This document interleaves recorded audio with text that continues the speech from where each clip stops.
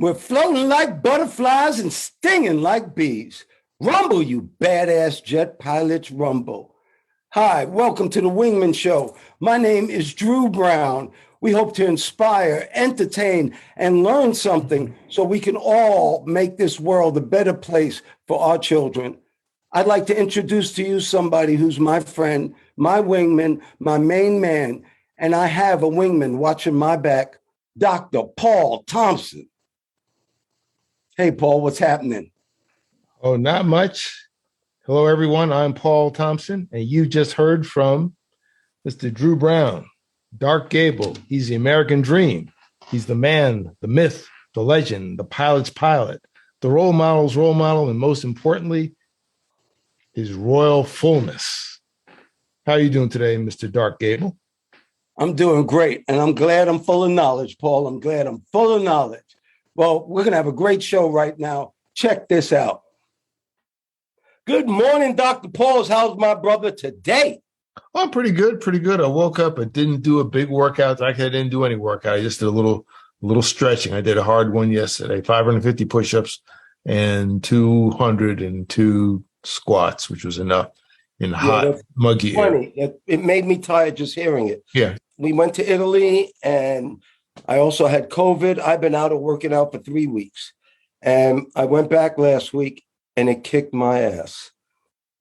You know, I do Peloton classes. I do yoga with Chelsea Jackson Roberts, and I do with Jermaine Johnson, JJ from England. I do body weight classes, Katrina and I, but I can't stay away that long anymore. My body's just not like it.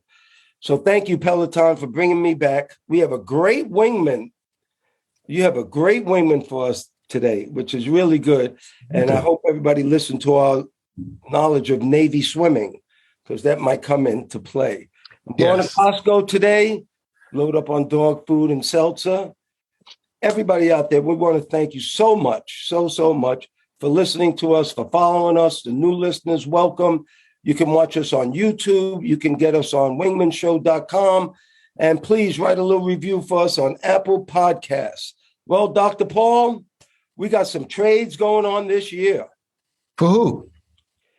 The biggest trades of the year, Brittney Griner and Kevindurant. Yeah, the number one draft choice. Brittney, but the Kevindurant, Brittney Griner trades are the biggest going on. What do you think about these trades?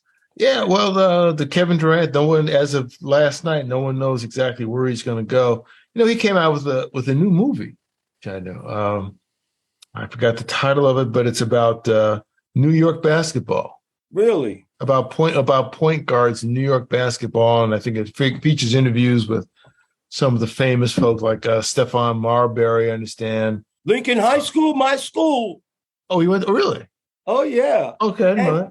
And do you remember Spike Lee's He Got Game? Yeah, I do. Yeah, that was good. That was a good game. That was done in my high school. Really? That was the Coney Island area, but the high school was Lincoln High School, and I grew up in Brighton Beach. So, okay, that was a pretty good movie. That was a pretty good movie with what was his name? With Denzel Washington and Ray Allen, right? Ray Allen. He did a great job too. And this Kevindurant thing, I wish he comes to the Knicks, but that's not going to happen. I don't think so. It's amazing how good he is. No matter what happens, people still want him. But the Brittney Griner trade is different. Yes. Brittney Griner was prescribed, actually, I just found out, the medical marijuana that she takes. And most athletes do it for the pain and just to relax off a very hard schedule, no matter what. We're going to trade her for a Victor Bout, who is a terrorist arms dealer. We're also going to get Paul Whelan. Paul Whelan hopefully will come back with Brittney Griner. They've had him for 3 years. But this Brittney Griner thing is really interesting because it has to do with the war.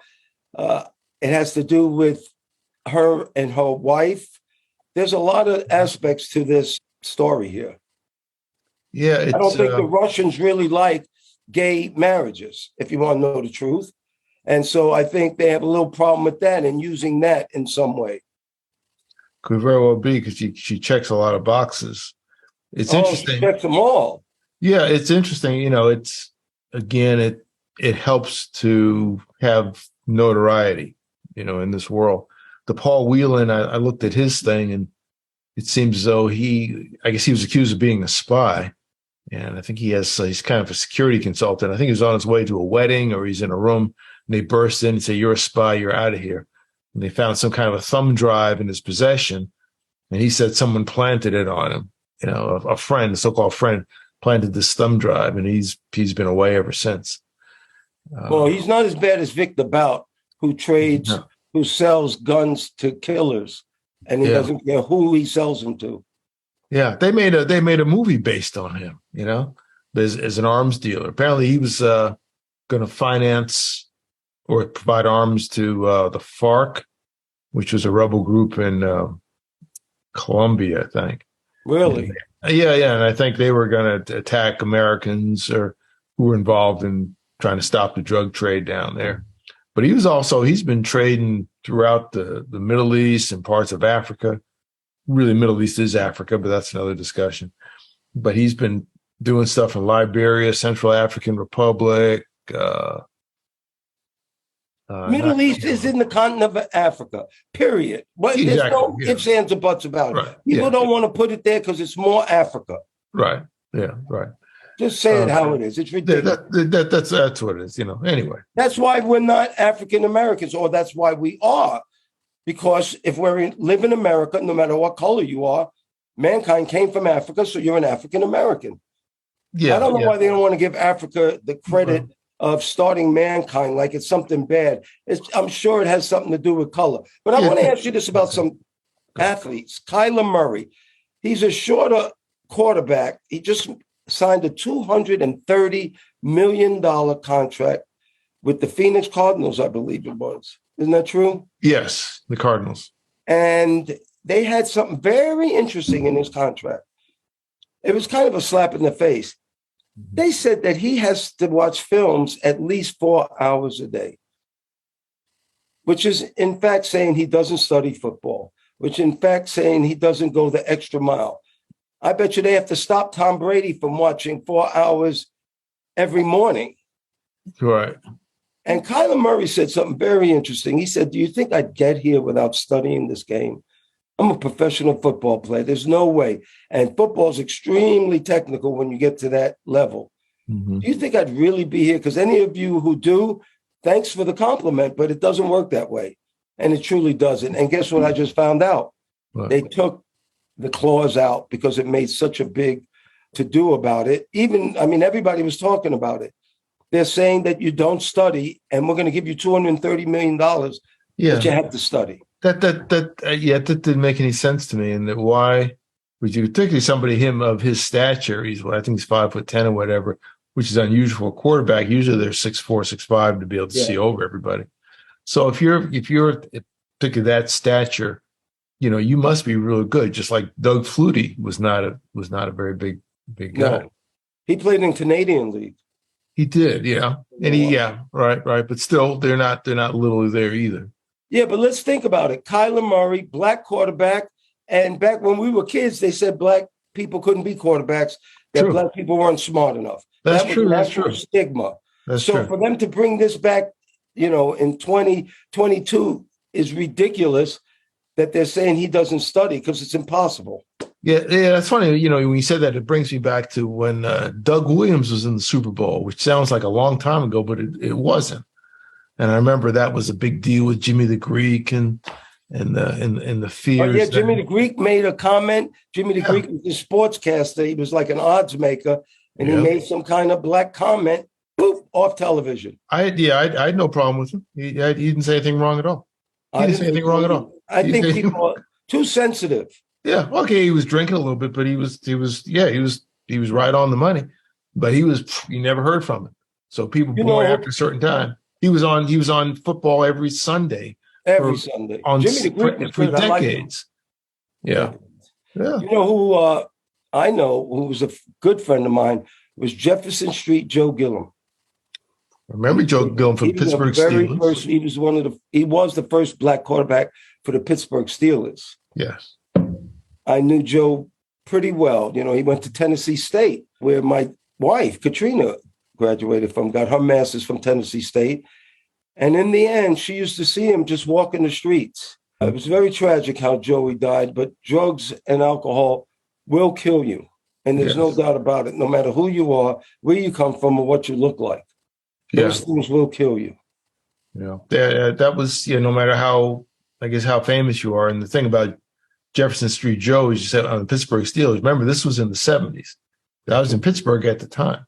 This is a long time. This is 15, 16, 17 years before Doug Williams in the Super Bowl. I caught passes from him. So I caught passes from a pro NFL quarterback. Matter of fact, my finger is broken from. I was going to say. Look what finger it is, too. My finger was broken by Joe Pisarcek when I played at New Mexico State University. I played just my spring year football there. Never played football before, and I made a Division I football team, believe it or not. Okay. And he broke my finger with a pass. Okay. Wow. Well, and you know why I made the team? And this is one of our subjects. This is some Wingman Show frequency stuff. Self-esteem. Self-esteem. Self-esteem actually clears up most of the problems you have. You care not about what people think of you if you have high self-esteem. So let's go to social media for right now. Okay. Drake, out of all people, they're saying he's taking short flights in his jet, and that's messing up the environment. And social media is now jumping on all these celebrities and wealthy people who have jets and don't take longer trips because they're saying it messes up the environment, which it does, I'm sure. Mm-hmm. But see how powerful this social media thing is? And talking about climate change, people died in Kentucky from floods. We're overwhelmed with heat. Dr. Paul, we might stop climate change for the future, but the people before us kicked our ass because we're going to feel the brunt of it. Climate change is happening now. Yeah. What do you think about the social media thing with Drake? Yeah, well, okay, you can't fly his plane. They're working on electric airplanes. Oh, yeah. Yeah. I mean, that's the fact they exist. I don't know how far they'll go. They're going to have some good backups. But that they've got a couple of prototypes that are actually flying. There's a Chinese company that's working on one now that I don't think it's flying, but it's supposed to be the next big thing coming in personal transportation, flying transportation. Oh, I don't doubt it. There's solar boats now, big boats that are run all by the sun. Okay. What do you think about the social media, though, and Drake, and how social media has this power to make whatever story it wants as long as it goes viral? Yeah. Well, and the thing, I think the social media thing makes people very, very, very sensitive. I'm giving an opinion. I'm really not on it. Every once in a while I look at Facebook and someone's got a picture of somebody graduating or something nonsensical. But to be affected by it, the TikTok and these videos, you can overdo it. You can over-index on it, whether you're rich or poor. I think what's really tragic is people get depressed or they commit violence or start hating based on something that a keyboard commando, has typed. They become powerful in front of a computer. Yeah, because everybody has a voice. You can say, well, that's democratic, that's fair. But everybody, a lot of people are idiots. And the problem is when you open things up to everybody has an opinion. There used to be an opinion, opinions are like a-holes. Everybody has one. Everybody has one. Okay, fine. So what do you think about such and such? So most of the people with, who know the least can opine on anything. Yeah, and you know what? They haven't traveled. You and I talked about it. Right. Traveling is a way to see the world. There are other things out there. You just don't live in your county. Yeah. If you just stay in your county, you have no idea what's happening in the world. Go out. Love to travel. Yeah. Find different people. See different things. And your opinions will change. That's the deal. If you don't know a lot, how you expect to know a lot? Yeah, even if you like this. Widen our scope. Yeah, even if you like this podcast and what we're talking about, don't just watch this podcast. Go outside, go do something if you can. Go somewhere far, go somewhere close. I've run into people years ago, place I used to live, adults, saying, have you ever been on an airplane? No. Okay. And I'd say, why not? Well, I don't know anybody anywhere. I don't know anybody outside of where I live. Oh, then I've heard that about 2 or 3 or 4 times. Some people they were in their 40s. They're in the 40s and the 50s. Nothing wrong with them. I said, well, why don't you go? Well, I don't know. Well, my daughter lives in Atlanta. Well, you can get on a plane from here to there, and I'm afraid it's about 40 minutes. Now, there's a guy, I won't mention the name where it was. I was trying to convince him I don't know if he ever took his plane ride yet. For about 3 years, he wouldn't see his daughter in Atlanta. I got to drive. I said, yeah, you can drive 6 hours, or you can get on a plane for 20 minutes. Well, that's because they grew up with blinders on, Paul. If you don't experience things, all of a sudden these things are new. How about all these people in the world who can't swim? The earth is 2/3 water. Water. I know. I lived on St. Thomas in the Virgin Islands. There are people on these islands who can't swim, and they are really surrounded by water. That's because they don't expand their mind, and all they do is see what's in front of them. And that's something this show's trying to do. We're showing you that life is hard, no doubt about it. Whether you're black, white, green, yellow, poor, rich, whatever. Well, maybe not rich, it's not that hard. But life's hard, and you got to work for it. And you got to work hard. You got to find something you love and have a purpose. Right. Matter of fact, this is a good time for a PSA, a wingman PSA. Oh, good. Thank you for a wingman PSA. This is number 6 on the 11 facts in life. Good will overcome evil. Avoid these 8 deadly sins: pride, envy, anger, sloth, lust, greed, gluttony, and we added a new one, drugs and alcohol. This has been a wingman PSA. Avoid those 8 deadly sins. Yes. Avoid the 8 deadly sins and live a good adventure, your own adventure. In the picture behind me, you see everybody in that photo behind me is going through an adventure. The people in the cockpit, the guys or ladies, whoever they are, the people in the cockpit of the airplane, and the support people on the other side. There's a good chance that a lot of them, maybe all of them, had never been outside the U.S., never done anything before. They're having an adventure now. They're also in a very, very dangerous environment. Where they are is extremely dangerous. They have to be on their toes. So they're having an adventure, risking their lives, but also maybe having the time of their life. Because you and I flying off aircraft carriers, we worked on the most dangerous platform in the world. Yes. To be on the aircraft carrier up there where they're shooting off planes, the most dangerous spot in the world, they said, for employment. Yeah. There's a lot of ways to be hurt. A lot of ways to be hurt.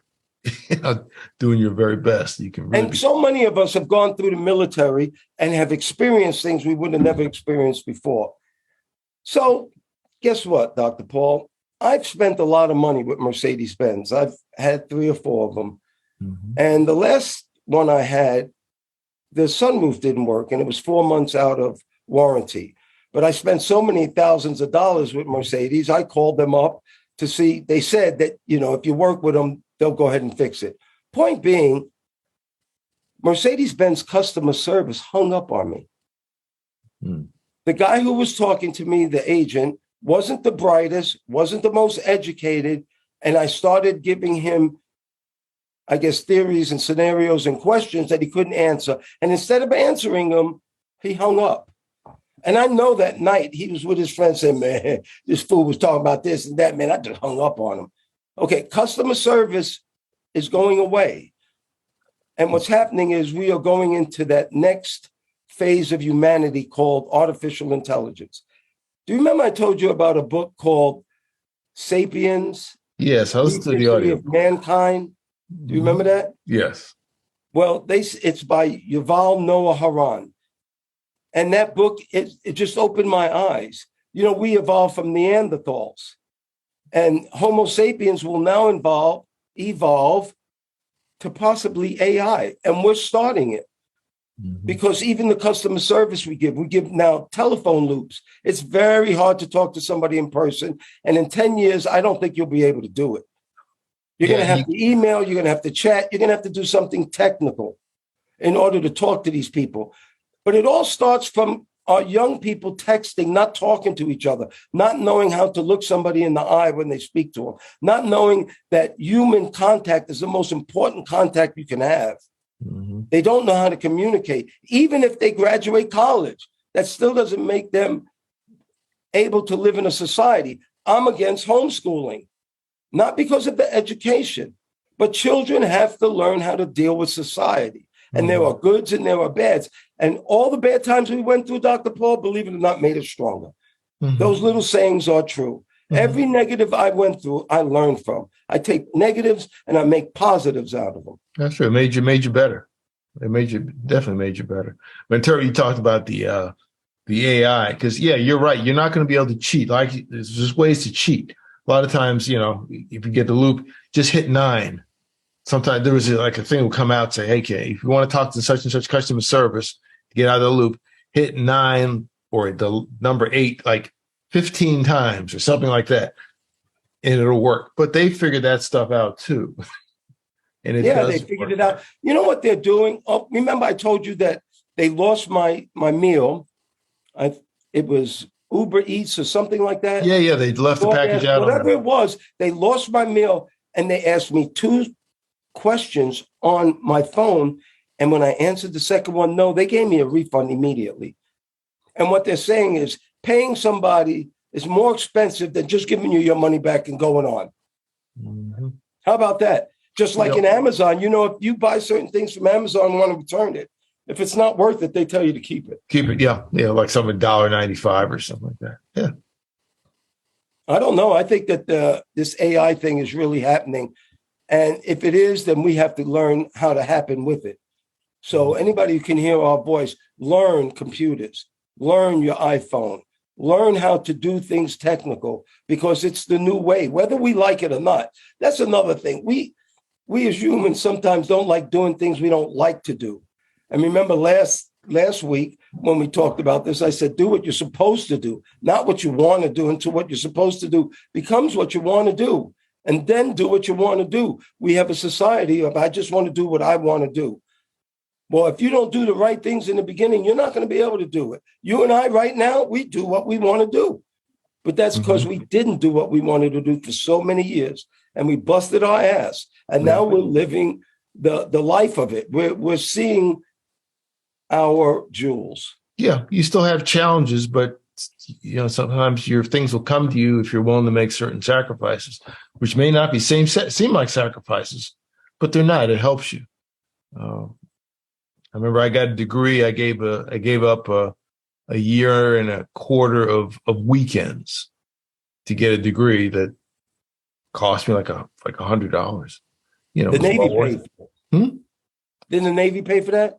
The VA paid for it. Right. And I did it between cruises. I was on active duty. I was able to do it. I just couldn't go out for like about 12, 13 months. Okay, fine. And I got a degree out of it. I thought, not a big deal. You got a degree instead of partying for 12 or 13 months on the weekend. Well, remember, if you looked at an old show a long time ago, remember what Dr. Lewis told us? He said, the things, study here. We're doing engineering. Do your studies now, because you won't have time for the other stuff, the other activities on campus. And all those things, those parties will be waiting for you when you finish. So I never forgot, and he was right. It seemed like a big sacrifice at the age of 26. But so what? Well, we talked about this. My grandfather, Drew Brown Sr., and we have 5 generations now. I don't know if you know anybody named Drew Brown the fifth or the fifth of anybody. But anyway, Drew Brown Sr., where he grew up in Sanford, Florida, in Seminole County, Florida, white people were not nice. And they weren't white people, they were crackers. And my grandfather hated crackers because of the way he was treated. He didn't realize that crackers and white people are different people. The color of your skin doesn't matter. Crackers is an attitude, and all of them were white. And it's kind of funny. He wound up in a nursing home in the last years of his life, and he was cared by nothing but white people. Nothing but white people my grandfather was cared for. And that means he had to adjust for the rest of his life. What he thought in the beginning was not true. And what he left physically this planet with was true. And that's people are people. And that same thing happened to my grandmother. My grandmother in Brooklyn, all Haitians took care of her. But she was the star because I was her grandson. And she had a Navy jet pilot, a black Navy jet pilot, going into an old age Jewish home. And I was the main attraction. So they took very good care of my grandmother. But don't you have something like a story like that in Mississippi? Yeah, in Mississippi of all places. This is about 2000 and, it's about 10 years ago, 10, 11 years ago. It was very interesting. I was just accompanying a friend. He went to visit his mother-in-law, who was in a convalescent home recovering from some medical procedure. Okay, fine. He said, hey, I got to go down and see you. You want to come with me? Sure.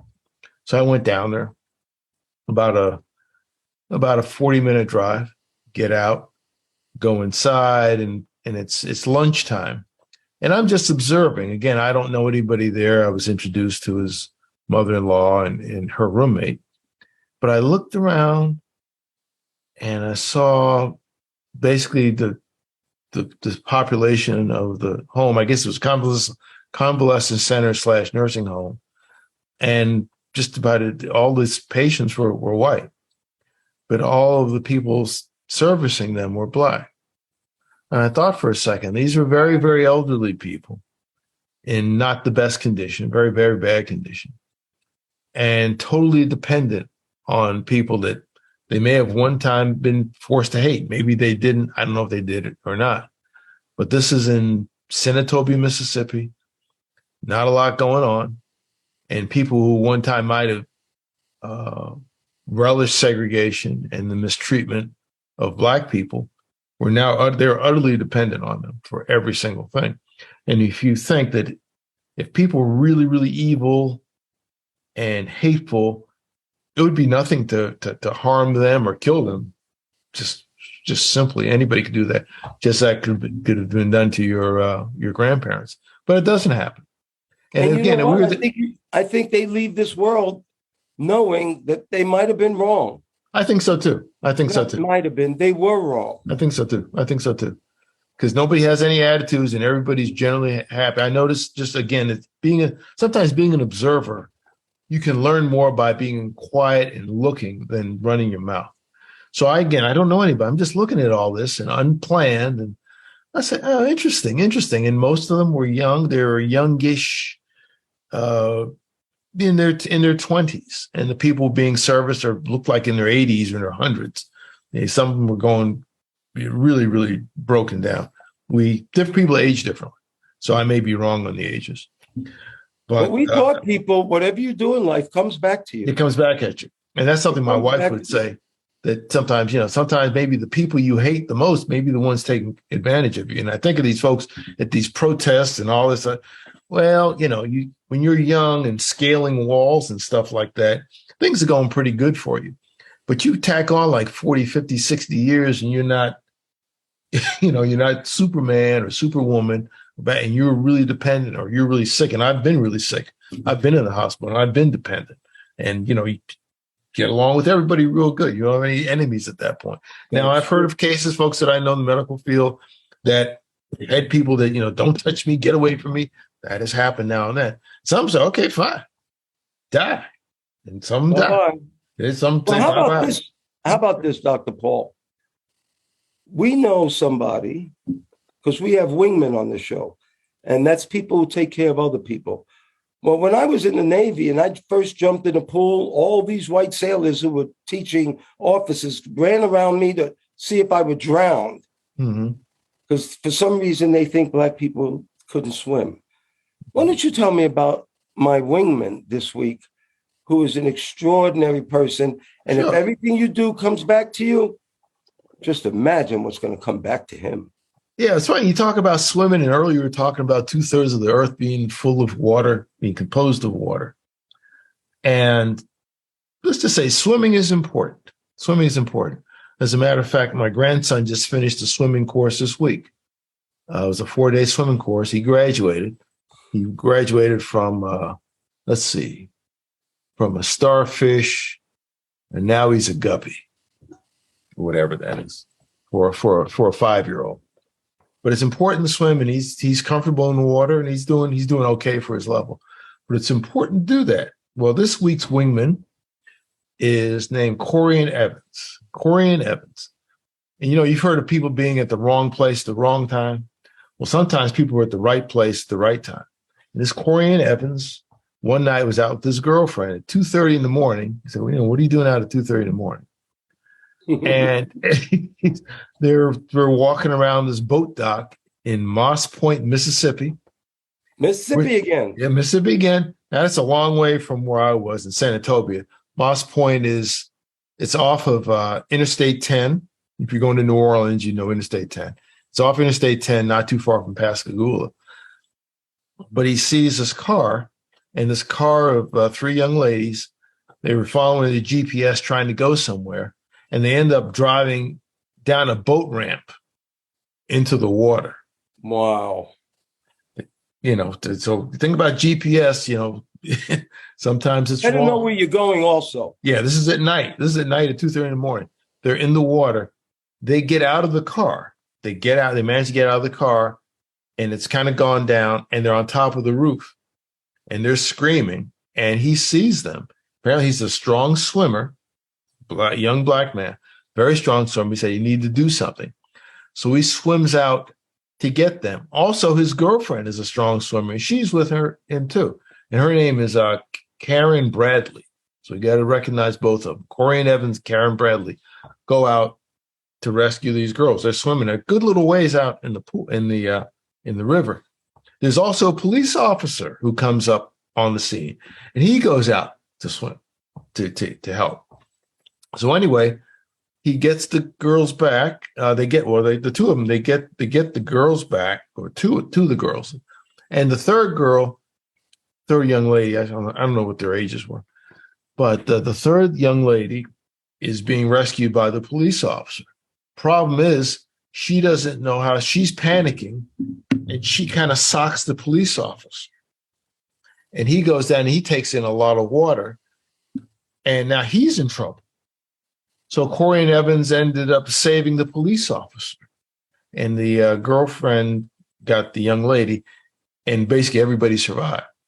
So they saved basically four people, the three people in the car, and the police officer who was incapacitated by one of the panicky, almost drowning. Oh, yeah. People need to know right away. If you see somebody drowning, you must go at them from behind, because they will pull you down and you will drown with them. Right. When you're panicking, you're grabbing anything. And remember, what you're trying to do is get out of the water. So everything you grab, you're pulling down to try to get up. Right. That's an amazing story, Dr. Paul. Yeah. And he got, they recognize him. We'll send us a picture of him being congratulated. I guess he gets a citation from the police department for his If you heroin. watch us on YouTube, you'll see the picture. Yeah. He said it was very tiring, but he did a good deed. Both he and his girlfriend, Karen Bradley, did a good deed. I'm sure they did. Dr. Paul, once again, you're the bomb. I pray for peace all over the world. I do too. Thank you once again, Dr. Paul Thompson, my friend. Thank you for your love, your time, and that's something that we won't ever get back. I want to thank all the listeners too. Thank you so much for doing the show, Dr. Paul. We're jamming. Well, thank you, Mr. Drew, for inviting me on. Always good to talk to you. And ladies and gentlemen, please remember to like, share, and subscribe to this podcast or any of the podcasts. If you're looking at YouTube, they say smash the like button. Don't smash it. Just press it gently and use as a link to all your friends. You can also look at us on our website, wingmenshow.com, WINGMEN show, SHOW.com, altogether, wingmenshow.com. And we hope to see you in the future. Thanks again, Mr. Drew. Oh, you're welcome. And we're still floating like butterflies and stinging like bees. Rumble, you badass jet pilots, rumble. May there be peace on earth, and goodwill towards all men and women.